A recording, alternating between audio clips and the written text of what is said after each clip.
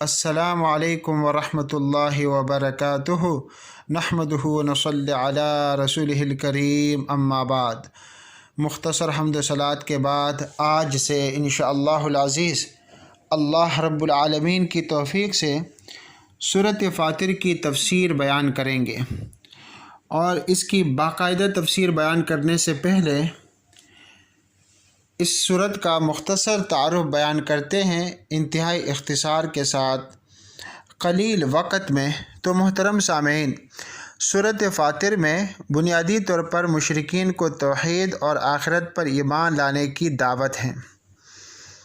مشرکین کو توحید اور آخرت پر ایمان لانے کی دعوت دی گئی ہے، اور فرمایا گیا ہے کہ اس کائنات میں، اس دنیا میں اللہ تعالیٰ کی قدرت کاملہ اور حکمت بالغہ کی جو نشانیاں چاروں طرف پھیلی ہوئی ہیں، ان پر سنجیدگی سے غور کرنے سے اول تو یہ حقیقت واضح ہوتی ہے کہ جس قادر مطلق ذات نے یہ کائنات پیدا فرمائی ہیں، اسے اپنے الہی نظام چلانے میں کسی شریک یا مددگار کی کوئی ضرورت نہیں ہے، اور دوسری یہ کہ اس قادر مطلق ذات نے یہ عظیم کائنات کسی مقصد کے بغیر پیدا نہیں کیا ہے۔ یقیناً اس عظیم کائنات کے پیدا کرنے کا ایک عظیم مقصد ہے، اور وہ عظیم مقصد کیا ہے؟ محترم سامعین اکرام، وہ عظیم مقصد یہ ہے کہ جو لوگ اس دنیا میں، اس عارضی دنیا میں، فانی دنیا میں اس کے احکام کے مطابق نیک اور صالح زندگی گزاریں گے، انہیں آخرت کی دنیا میں ابدی نعمتوں سے، ہمیشہ والی نعمتوں سے نوازا جائے، اور جو لوگ یہاں اس فانی دنیا میں کفر کے راستے اپنائیں اور شرک کے راستوں پر چلیں، ان کے لیے آخرت میں ابدی سزا ہو، ہمیشہ کی سزا ہو، جہنمی سزا ہو، اور اس کے لیے آخرت کی زندگی، آخرت کا عالم وہ لازمی ٹھہرا۔ اور تیسری بات بھی دھیان سے سنیے، اور وہ یہ کہ جو ذات کائنات کے اس عظیم الشان کارخانے کو عدم سے وجود میں لے کر آئے ہیں، اس عظیم ذات کے لیے اس کائنات کو ختم کرنا کوئی مشکل نہیں، اس کائنات کو ختم کر کے نئے سرے سے آخرت کا عالم پیدا کرنا کوئی مشکل نہیں۔ تو محترم سامعین اکرام، مختصر یہ کہ اس سورۃ مبارکہ میں، سورۃ فاطر میں اللہ تعالیٰ کی معرفت کا بیان ہے، اللہ تعالیٰ کی صفات ذکر ہے، اور تمام لوگوں کو دعوت ہے کہ اپنے رب کی صفات جان لو، پہچان لو، اپنے خالق اور مالک کو، رب تعالیٰ کی رضا و ناراضگی کو پہچانو، رب کی رضا کے کام کر لیا کرو، ناراضگی والے کاموں سے بچا کرو۔ تو محترم سامعین اکرام بھائیوں، اس سورۃ مبارکہ کا خاص موضوع کیا ہوا؟ خاص موضوع اس کا معرفت الہی ہے، اور یہ مکی سورت ہے۔ اس میں کل 45 آیتیں ہیں، ٹوٹل 45 آیات ہیں اور 5 رکوع ہیں۔ اس میں کل ٹوٹل کلمات 770 ہیں، اور اس میں ٹوٹل حروف 3133 ہیں۔ سورۃ فاطر نام کی وجہ کیا ہے؟ وجہ تسمیہ کیا ہے؟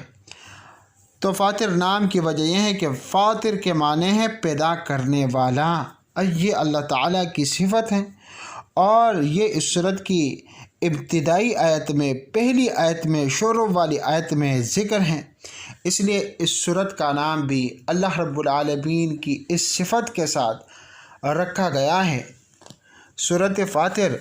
اور اس کا دوسرا نام بھی ہے سورۃ الملائکہ۔ اور اس سورۃ مبارکہ کی خاص خصوصیت جو مفسرین نے لکھی ہے وہ یہ ہے کہ یہ ان 5 سورتوں میں سے 5ویں سورت ہے کہ جن 5 سورتوں کی ابتدا، آغاز کلمہ الحمدللہ سے ہوا ہے۔ قرآن مجید میں، فرقان حمید میں کل ایسی 5 سورتیں ہیں کہ جن کا آغاز الحمدللہ سے ہوا ہے، جن میں سے پہلی سورت سورۃ الفاتحہ، دوسری سورت سورۃ الانعام، تیسری سورت سورۃ الکہف، اور چوتھی سورت سورۃ سبا ہے، اور اس سلسلے کی 5ویں اور آخری سورت سورۃ فاطر ہے، جس کا ہم نے آج مختصر तारुफ इंतहाई इख्तिसार के साथ तारुफ बयान किया। और आइंदा इंशाअल्लाहुल अज़ीज़ अल्लाह रब्बुल आलमीन की तौफ़ीक़ से इसकी बाकायदा तफसीर बयान करेंगे, शुरू करेंगे इंशाअल्लाह। अल्लाह रब्बुल आलमीन तौफ़ीक़ अता फ़रमाए और अल्लाह रब्बुल आलमीन से दुआ है कि जो हमने सुनाया वो कबूल व मंजूर फ़रमाए और हम सब को अमल की तौफ़ीक़ अता फ़रमाए। आमीन व आखिर दावाना अनिल हम्दुलिल्लाहि रब्बिल आलमीन। वस्सलामु अलैकुम व रहमतुल्लाहि व बरकातुहू। अस्सलामु अलैकुम व रहमतुल्लाहि व बरकातुहू। नहमदुहु व नसल्ली अला रसूलिहिल करीम, अम्मा बाद, फ़अऊज़ु बिल्लाहि मिनश शैतानिर रजीम, बिस्मिल्लाहिर रहमानिर रहीम। अल्हम्दुलिल्लाहि फ़ातिरिस समावाति वल अर्ज़, जाइलिल मलाइकति रुसुलन उली अजनिहतिम मस्ना व सुलास व रुबा, यज़ीदु फ़िल ख़ल्क़ि मा यशा, इन्नल्लाह अला कुल्लि शैइन क़दीर। अल्लाह सुब्हानहु व तआला के हम्द व सना और नबी करीम रहमतुल लिल आलमीन सल्लल्लाहु अलैहि वसल्लम पर दुरूद व सलाम के बाद मोहतरम सामईन, आज से सूरत फ़ातिर की तफसीर का बाकायदा तौर पर आगाज़ करेंगे इंशाअल्लाहुल अज़ीज़। सामईन इकराम, सूरत फ़ातिर मक्की सूरत है। इसमें 45 आयात और 5 रुको है। इस सूरत मुबारक का तरतीबी नंबर 35 है और नुज़ूली नंबर इसका 43 है। और ये सूरत फ़ातिर सूरतुल फ़ुरक़ान के बाद मक्की दौर में मक्कतुल मुकर्रमा में नाजिल हुई है। आज के मुख्तसर दर्स कुरान मजीद में इंशाअल्लाहुल अज़ीज़ इस सूरत मुबारक की इब्तिदाई 2 आयात, आयत नंबर 1 और आयत नंबर 2 का लफ्ज़ी तर्जुमा मुख्तसर तफसीर के साथ और मुख्तसर तशरीह के साथ बयान करेंगे इंशाअल्लाह।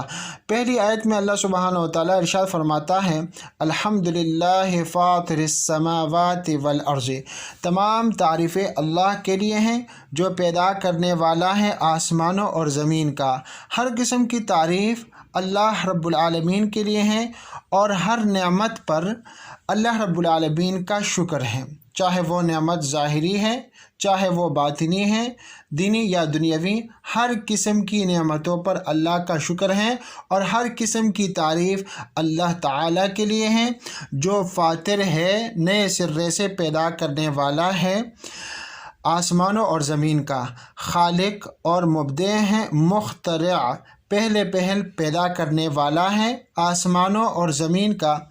सामईन इकराम, इसमें इशारा है अल्लाह ताला की कुदरत की तरफ कि उस ज़ात ने आसमान और ज़मीन पहले बग़ैर किसी नमूना के बनाए हैं, तो उसके लिए दोबारा इंसानों को पैदा करना और क़यामत बर्पा करना कौन सा मुश्किल है।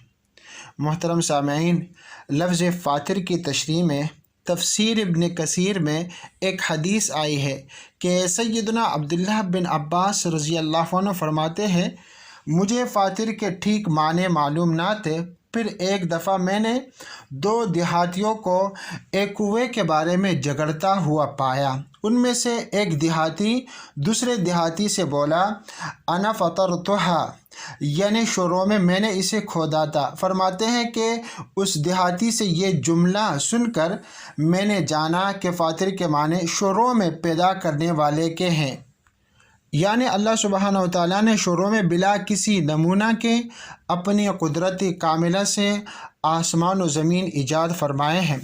फिर फरमाया, जाइलिल मलाइकति रुसुलन, और बनाने वाला है मलाइक को कासिद, फ़रिश्तों को कासिद बनाकर अम्बिया अलैहिमुस्सलाम की तरफ भेजता है अपने पैगाम के साथ, जिसमें अवामिर भी होते हैं और नवाही भी, खुशखबरियाँ भी और मुनकिरीन के लिए धमकियाँ भी।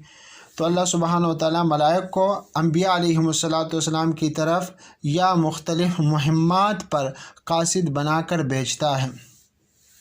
जाइलिल मलाइकति, बनाने वाला है मलाइक को, रुसुलन कासिद बनाकर, उली अजनिहतिन, जो परों वाले हैं, यानी मलाइक के पर होते हैं जिनके ज़रिए से वो उड़कर आते जाते हैं। मसना, 2-2, व सुलासा, और 3-3, व रुबा, और 4-4। یعنی یہ اللہ سبحانہ و تعالیٰ کی عظیم قدرتوں میں سے ہیں کہ اللہ سبحانہ و تعالیٰ نے ملائک کے پر بنائے ہیں، اور ان میں سے سب کے ایک جتنے پر نہیں ہوتے، بلکہ ان میں سے کسی کے 2 پر ہوتے ہیں اور کسی کے 3 اور کسی کے 4 پر ہوتے ہیں، جن کے ذریعے سے وہ زمین پر آتے ہیں ان پروں کے ذریعے سے، اور زمین سے آسمان پر جاتے ہیں۔ پھر فرمایا یزید فی الخلق، اور اللہ زیادہ کرتا ہے پیدائش میں، ما یشاء، جو وہ چاہتا ہے۔ یعنی ملائک کے 4 سے بھی، بعض ملائک کے 4 سے بھی زیادہ پر ہوتے ہیں، جیسے حدیث میں آتا ہے کہ نبی صلی اللہ علیہ وسلم نے فرمایا میں نے معراج کی رات جبرائیل علیہ السلام کو دیکھا اصلی صورت میں، تو اس کے 600 پر تھے۔ صحیح بخاری حدیث نمبر 4856۔ پھر فرمایا ان اللہ علی کل شیء قدیر، بلا شبہ اللہ ہر چیز پر خوب قادر ہے۔ اللہ سبحانہ و تعالیٰ یقیناً ہر چیز پر خوب قادر ہے۔ اس کے بعد دوسری آیت میں اللہ سبحانہ و تعالیٰ ارشاد فرماتا ہے ما یفتح اللہ، جو کھول دے اللہ تعالیٰ، للناس، لوگوں کے لیے، من رحمت، اپنی رحمت میں سے۔ اللہ تعالیٰ جو رحمت لوگوں کے لیے کھول دے، یعنی جو بھی رحمت کا دروازہ ہو، اللہ سبحانہ و تعالیٰ جب لوگوں کے لیے کھول دے، چاہے وہ دروازہ رزق کا ہو یا باران رحمت ہو یا صحت کی نعمت ہو یا علم وغیرہ وغیرہ، جو بھی نعمت ہو، وہ اس کا دروازہ اللہ رب العالمین جس کے لیے بھی کھول دے تو فرمایا فلا ممسک لہا، تو اس کا کوئی بند کرنے والا نہیں۔ یہاں اللہ سبحانہ و تعالیٰ فرماتا ہے کہ میری رحمت کی بندش کرنے والا کوئی نہیں ہے۔ تو افسوس ہے ان لوگوں پر جو اس قسم کے عقیدے رکھتے ہیں کہ فلاں نے بندش کر دی ہے، اب کاروبار میں خسارہ ہی خسارہ ہے، یہ فلاں کی بندش کا نتیجہ ہے وغیرہ وغیرہ، جبکہ اس آیت میں صاف فرمایا کہ اللہ تعالیٰ جو رحمت کا دروازہ لوگوں کے لیے کھول دے تو اسے بند کرنے والا کوئی نہیں ہے۔ ان مذکورہ نعمتوں میں سے رسولوں کی بعثت بھی ہے، اور اسی طرح کتابوں کا نزول بھی ایک عظیم نعمت ہے۔ اسی طرح ہر چیز اور ہر نعمت کا دینے والا صرف ایک اللہ تعالیٰ ہے، اور اسی طرح ہر نعمت کا واپس لینے یا روک لینے والا بھی صرف ایک اللہ ہے۔ اس کے سوا نہ کوئی معطی و منعم ہے اور نہ کوئی مانع و قابض ہے۔ اس لیے آگے ارشاد فرمایا کہ وما یمسک، اور جو اللہ بند کر دے، فلا مرسل لہ من بعدہ، سو اس کے بعد اس کا کوئی جاری کرنے والا نہیں، اس کے بعد اس کا کوئی بھیجنے والا نہیں۔ وہو العزیز الحکیم، اور وہ نہایت غالب اور خوب حکمت والا ہے۔ اللہ ہر چیز پر غالب ہے اور حکیم ذات ہے، اپنی حکمت کے ساتھ نعمتوں کا نزول بھی فرماتا ہے اور اپنی حکمت کے ساتھ نعمتیں چھین بھی لیتا ہے، نعمتوں کا دروازہ بند بھی فرماتا ہے۔ اللہ سبحانہ و تعالیٰ کے ہر کام میں حکمت ہوتی ہے۔ اللہ رب العالمین سے دعا ہے کہ اللہ رب العالمین ہمیں سمجھنے اور عمل کرنے کی توفیق عطا فرمائے۔ آمین۔ وآخر دعوانا ان الحمد للہ رب العالمین، والسلام علیکم ورحمۃ اللہ وبرکاتہ۔